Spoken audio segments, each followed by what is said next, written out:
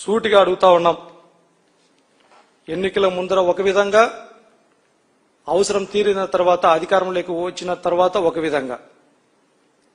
మీ యొక్క ఆలోచన యొక్క విధానం మాతో పాటే ఈ రాష్ట్ర ప్రజానికానికి అందరికీ తెలిసినటువంటి విషయమే అనేది ఈ సందర్భంగా తెలియజేస్తూ, ఏదైతే మేము ఒకటే చెప్తా ఉన్నాం ఈ సందర్భంగా, తల్లికి వందనం అనేటటువంటిది కేవలం ఒక పథకం కాదు. ఇది పేద విద్యార్థులకు సంబంధించినటువంటి భవిష్యత్తు కోసం జగన్మోహన్ రెడ్డి గారి యొక్క ఆలోచన విధానం నుంచి ఒక గొప్ప సంకల్ప బలంతో ప్రవేశపెట్టినటువంటి సంక్షేమ పథకం అనేసి మాత్రం గుర్తు పెట్టుకోండి అనేసి సందర్భంగా గట్టిగా చెప్తా ఉన్నాం.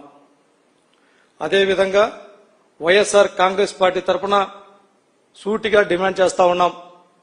ఇప్పటి వరకు ఈ 3 సంవత్సరాల కాలంలో మీరు